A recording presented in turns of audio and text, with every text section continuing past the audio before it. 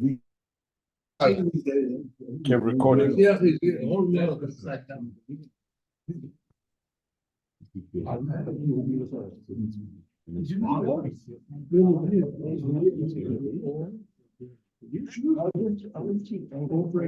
Rebbe is explaining here.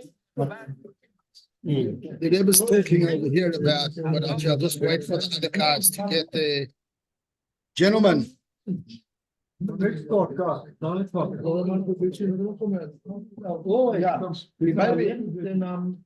don't know if you've got your Zooms on, because I got this thing onto the Zoom. But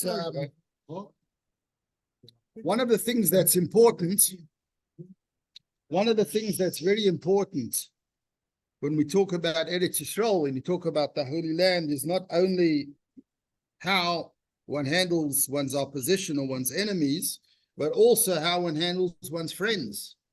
And it's a very topical thing. The strange and bizarre relationship between Israel and the United States is a very important part of the whole thing. So here is a piece from the Rebbe that was said in the 70s, but it will come through on your Zooms as well, but it holds true in today's day and age. And it's basically the Rebbe explaining how the relationship between Israel and the United States should be conducted and how it shouldn't be conducted. So it's just a...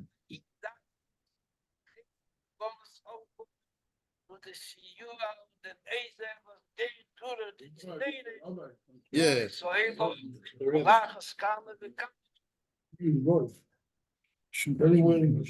If you can see it. I can translate a bit, but I mean...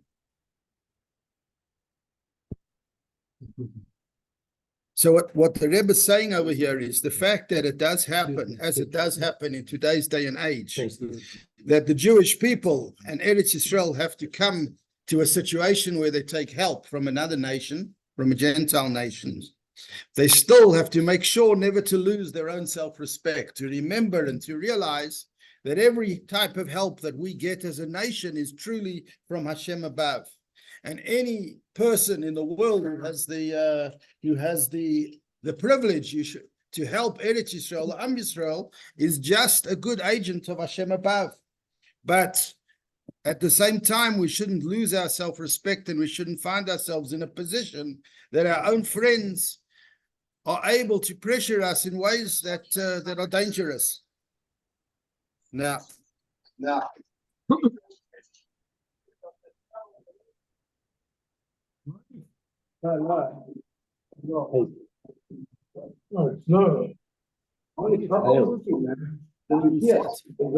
over there.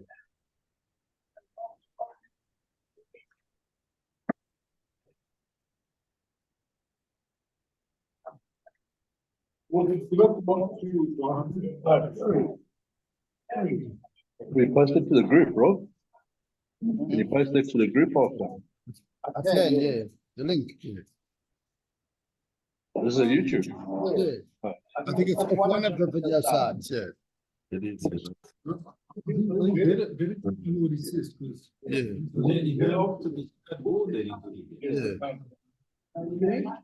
So maybe I'll send the link out.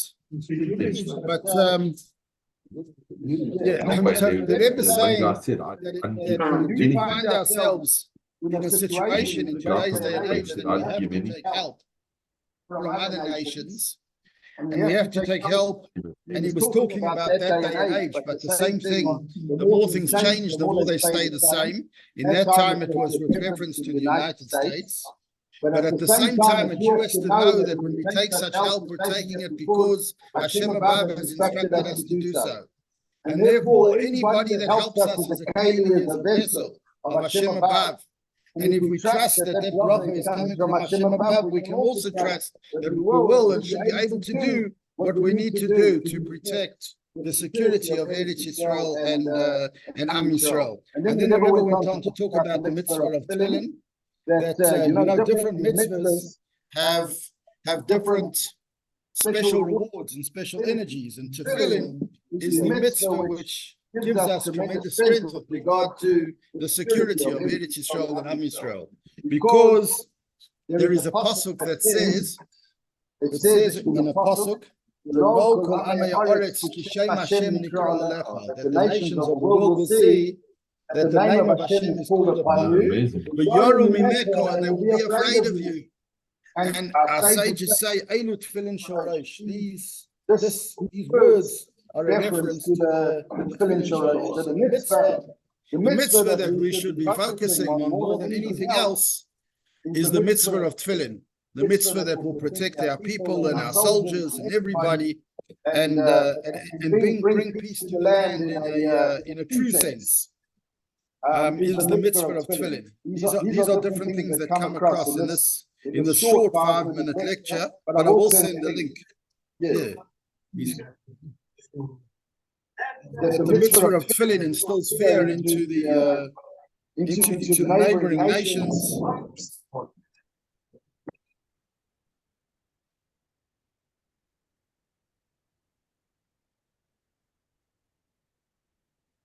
I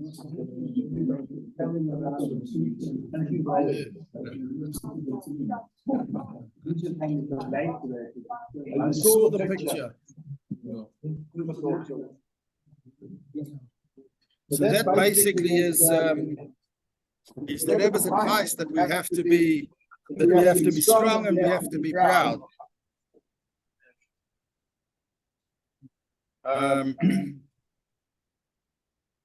The real answer to the security and the safety of Am Yisrael, Eretz Yisrael, is in our hands. It's not in anybody else's. If we will be proud of who we are, Rabbi Sachs, Oliver Sholem, said that the Gentile world, are proud of Jews who are proud of being Jewish. And they're not proud of Jews who are not proud of being Jewish. If we wake up every morning and we apologize for who we are and what we're about, then unfortunately, that brings the opposite of good results. But if we turn around to the world and we say we're proud and we're happy of who we are, then we get the better result. This morning I went out for some exercise, and I was just taking a walk in the street near me, and another fellow was also taking a walk. And he tried to be friendly, so he said to me, you should run. We're on a hill. I was walking. I haven't been on the road for a while. So he said, why don't you run with me? I said, I've only just started again, got to take it easy, whatever. So he slowed down and he walked together with me and introduced himself and his name, whatever, and we got chatting. And I said to him, he was saying, like, what does it feel like? It looks like you're a Jew. What does it feel like in the current context? Sorry? And I said to him, there are times we don't feel so good. At the end of the day, we feel like a nation very alone and God forbid, hated or whatever. And he said, you should know it's not true at all. It's that most of the people in the country love and respect the Jewish people. And they know, he said, some people get a little bit, whatever, they get jealous. Because they know that whatever you guys touch, gold. They know that you're benched. And know that you're blessed. But you should know that the man in the street is not inclined in that way. And we just have to be proud of who we are. That's the message of proud of who we are and what we are, and that will bring about all the blessings that we need to have. When I was on a cruise in America, anybody who had a yarmulke on my head would do. And the Americans would come up to me and pull out a big mug and David. I'm also part of you.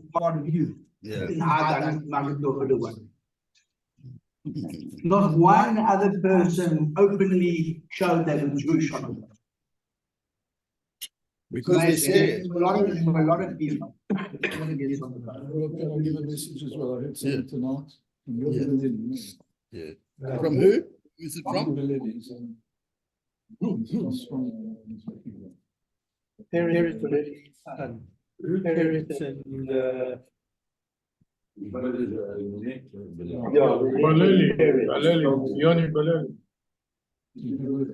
Yeah, so he said like this, he said, there's a group of guys, I can't remember what they're called. He said, what they're doing is they're spending the whole day in Torah. They're in shifts, 24/7. Because they're saying that through Torah, is everything that us are spent. And that's what they're doing, that's their way of celebrating the Hatsmaut. Which reminds me, let's go and find Torah now.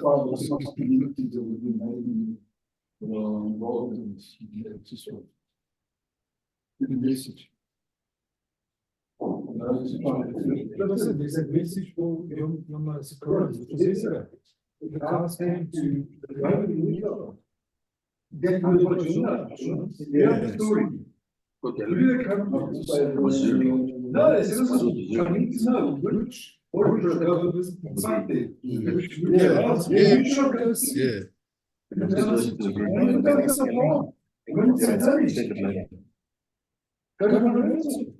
It's back to the really? The most of the human being. Any one of them. And beg them, or anyone. Because they didn't see that, right? And just again there, again to time, we'll get more from them. Yeah, so if you want to focus on the positive stuff, now we can mute it. Where's it coming through? Yeah. Just go to the.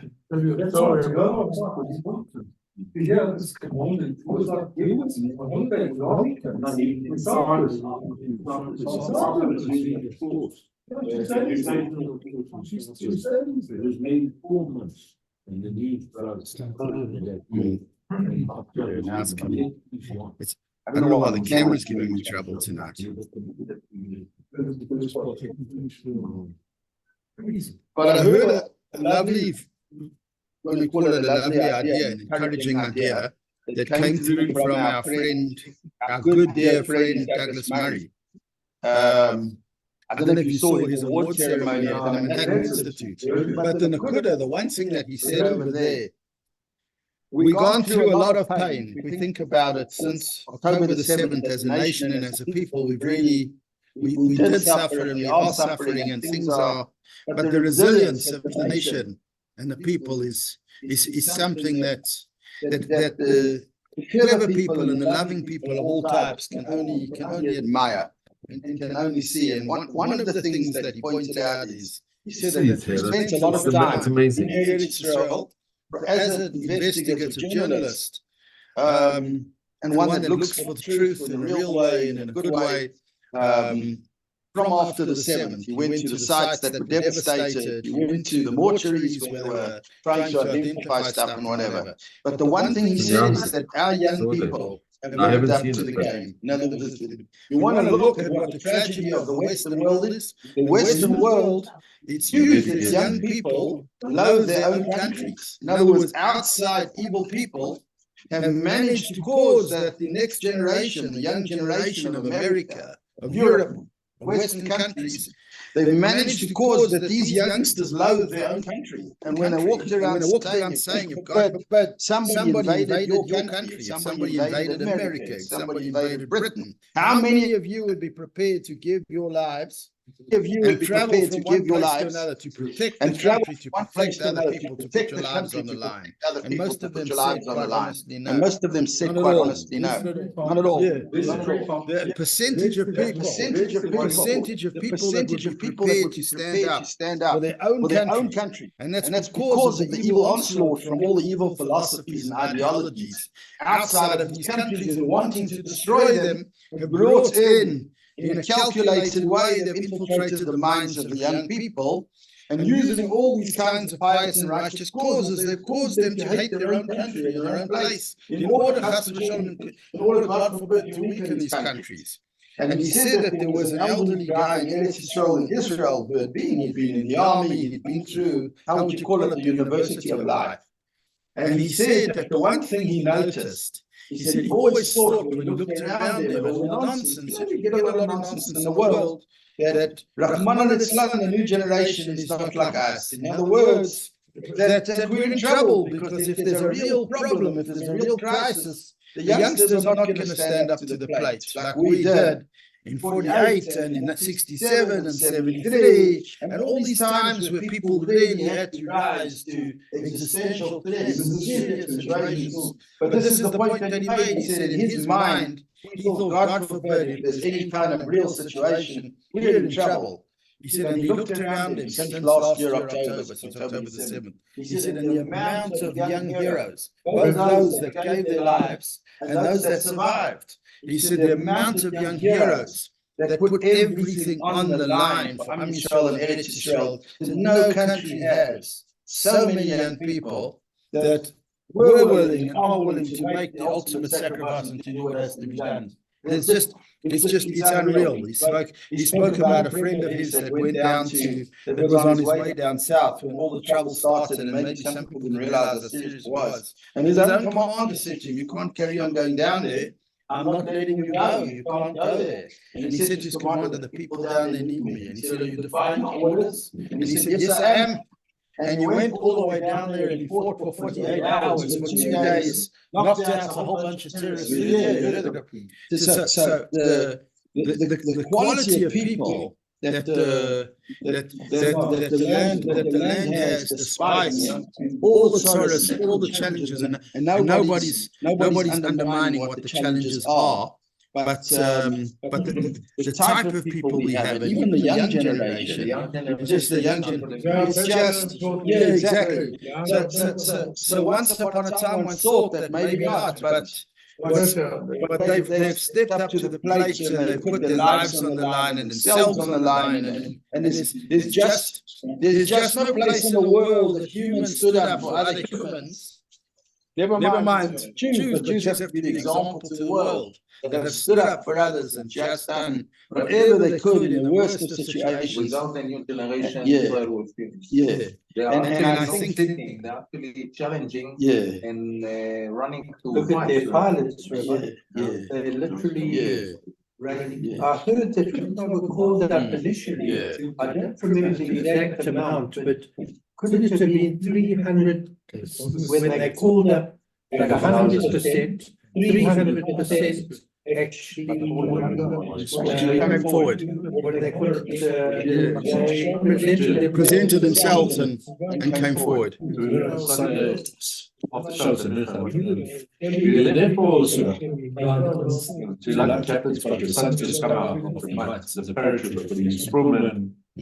a yeshiva, I can't remember the name now, where they learn and they become paratroopers.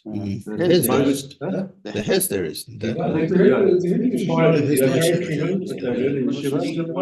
the most elite. Yeah. All of them are the real yeshiva boys that have become paratroopers. Yeah. Everyone they've been doing for the last few months, obviously they can't say much, but Yeah. it's unbelievable. We always think they're not going to be the guys. Yeah. Those Just- yeshiva. June, Yeah. who was a top paratrooper. With him. Yeah, he was killed. He got killed unfortunately. But it was exactly like you said. There was a tunnel that they found in whatever, the Sidway's house. Opened it up, there was a tunnel, they went in. Then that Druze with 3 others went in.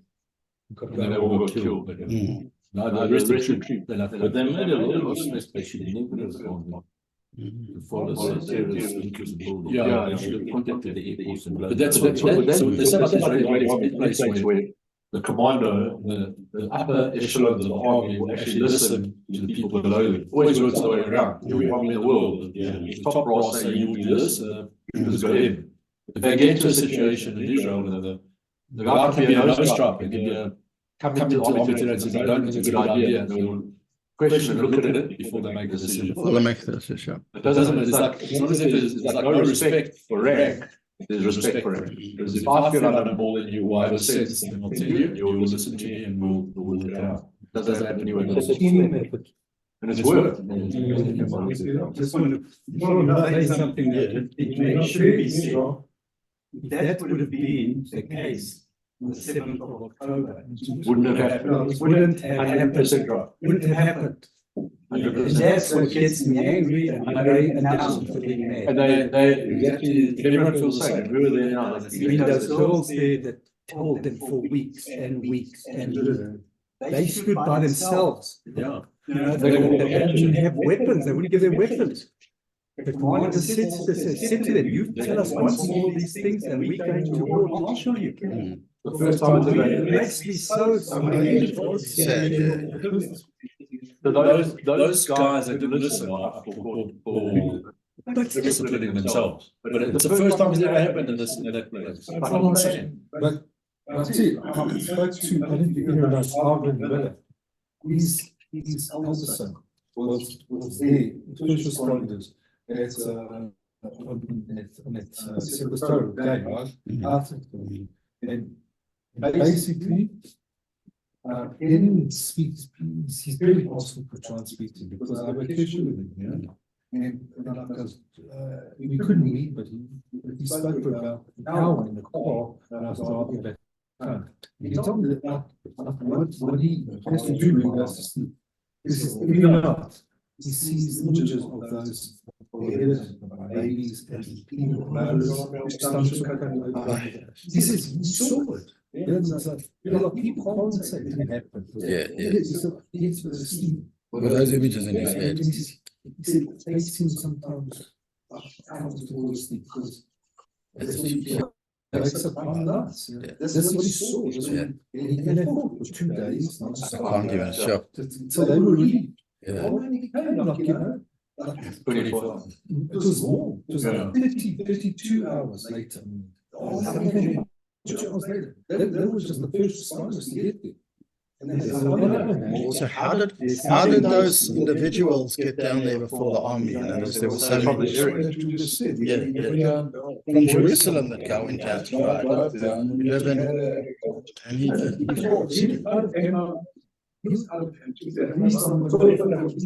He's 50 now.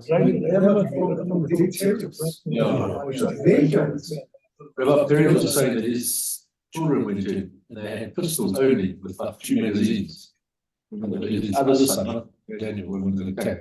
He was on duty, but the other brother was in the same area at the same time. All he had was a pistol because he heard what was going on and stopped going. That was it. He said a lot of them were just, they had nothing left. That's the miracles of what happened. As bad as it is. But you know, the sense is just saying, I'm putting it out there.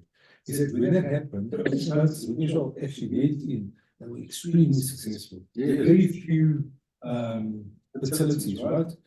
Israel together. Then you can see what's happening. Until we Saturday night, there's this demonstration. And you said it, we can't progress. We're not united anymore.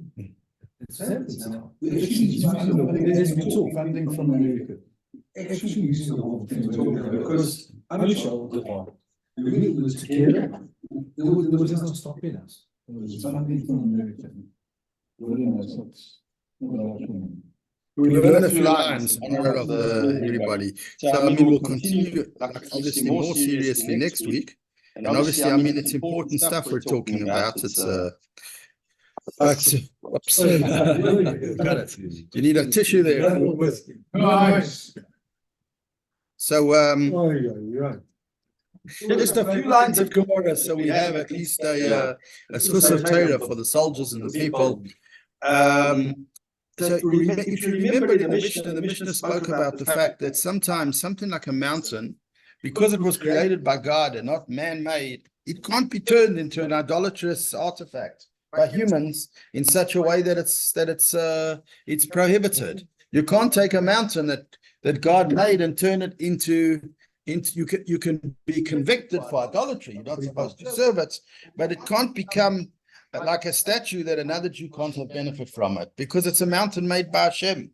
And in the Mishnah that we learned, so here starts the Gemora, the Mishnah basically said that the Torah indicates that although there is such a thing as a deity, as a type of worship where people worship mountains, hills, trees, whatever they might be, because they're natural phenomena. So because of that, they in most cases can't be turned into prohibited idolatry. You and I can still, if once all the idolatry is removed off the mountain, we can benefit from the mountain. We can bring our animals there to graze, and we can plant stuff, and we can benefit from it. And then there was an explanation in the end part of the Mishnah by Rabbi Yossi Haglili, and and the Gemora wants to know what is the difference between the two Tanoim in the Mishnah. They seem to be saying the same thing. Now, normally the formula is that if you have a Mishnah, and the Mishnah has, we call it an anonymous author, and there's also a formula to figure out who the anonymous authors are. But if you have a Tana that presents an opinion in a Mishnah, and after the Tana presents his opinion in the Mishnah, you get another Tana that comes and adds or says what seems to be an additional statement or a conflicting statement. In most cases, that would be a dispute. That what the Mishnah is actually unpacking is that this person says this and that person says that. And so the Gemora wants to understand in the Mishnah that we learned last week, it would seem that the Tanna Kama, the original author of the Mishnah, and Rabbi Yossi Haglili, who's the second Tana in the Mishnah, seem to be saying the same thing. They both seem to be talking about a mountain as well as the contents on top of the mountain. So let's say they built a temple on the mountain, and the temple's got all kinds of stuff. It's got animals and statues, and maybe in the modern world, the temple would have chairs and tables and curtains and art and whatever else it's got. So the idea would be to say that the man-made stuff is prohibited forever, because that was idolatry that was created by humans. So us as Jews cannot benefit from it. There's a Isur Hanoah, prohibition of any benefit. But the God-made stuff or the natural stuff like the mountain itself can't be prohibited forever. So if you remove all the man-made stuff, we can take over the mountain and we can do whatever we need to do on the mountain. But what is the difference between the two? So the difference between the two, the Gemara suggests, is what's called sipui ahar, like cladding or coating on the mountain. That there were times that if they served a mountain as idolatry, it's not just that they would build a temple or statues or whatever. They actually would clad it. They'd make, like when you buy tiles and you tile a whole, how would you call it? A whole face, a whole rock face or a whole frontage. Like some buildings, when you come into a beautiful hotel entrance or temple entrance or shul entrance, you see that they've taken a beautiful sandstone tile and cladded up the whole thing. They often do that with the ark, where the Torahs are. They might put Jerusalem stone or some kind of nice stone and it's stuck against it. So they used to do that with the mountain. Sometimes they would literally coat the mountain in silver or gold. Obviously, it was a very rich religion. They would literally put a layer of silver or gold over the whole mountain.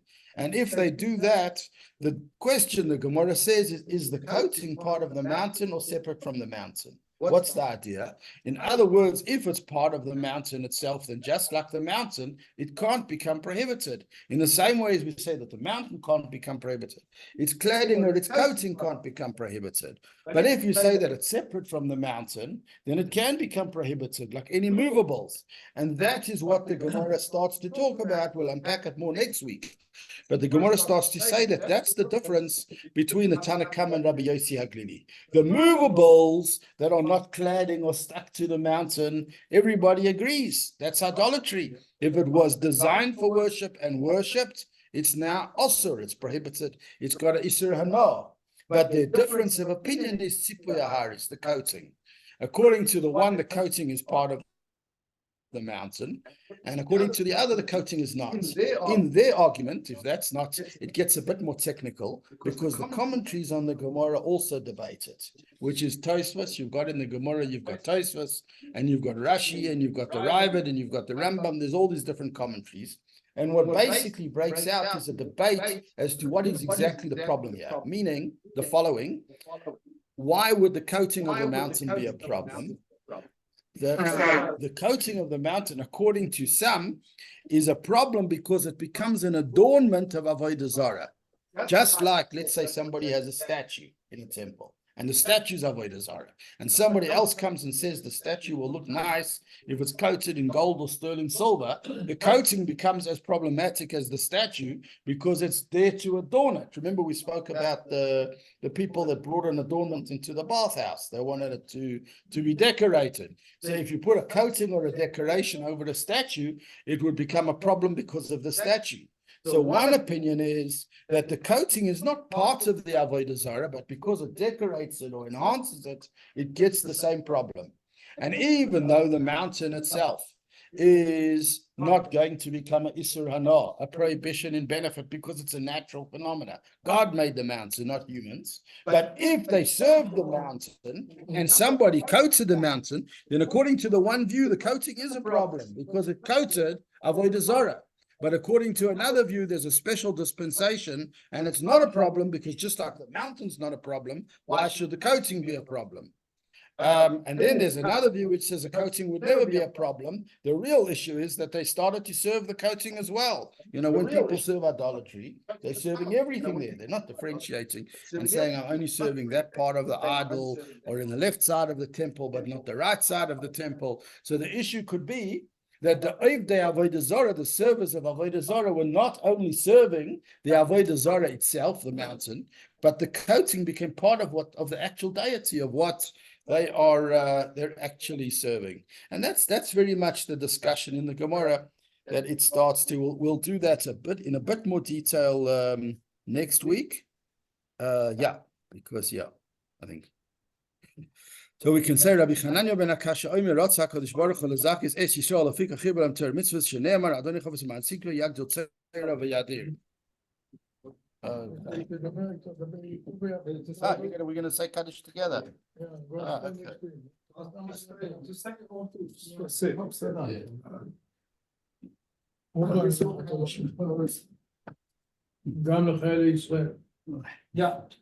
have the soldiers in mind too.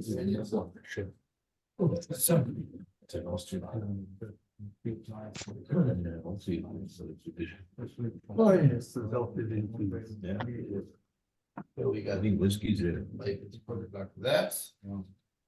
Small quantities in Hebrew. Can you see? Yeah. It's in Hebrew, you have to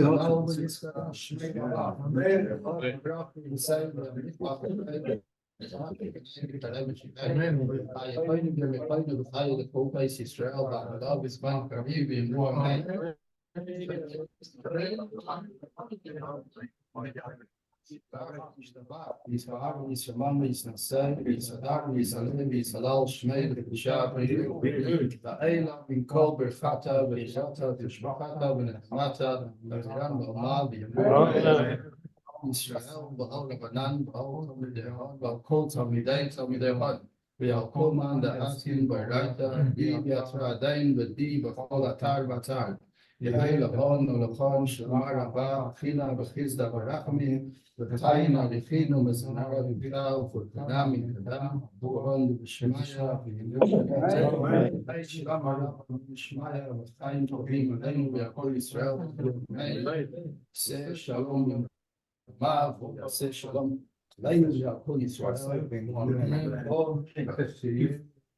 Before we go, I just wanted you to be able to say Birkat Gomer because she was in an accident on Friday. Okay, wow.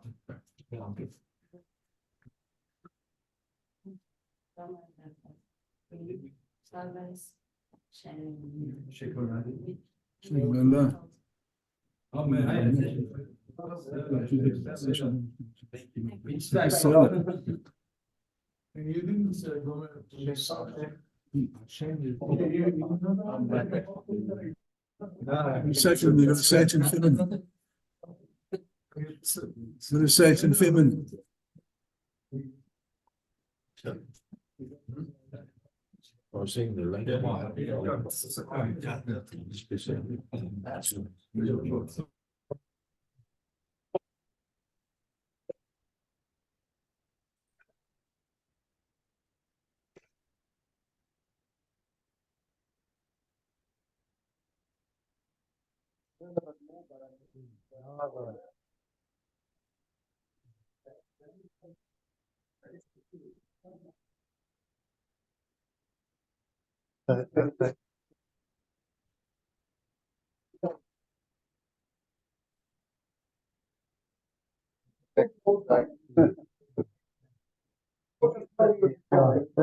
Okay.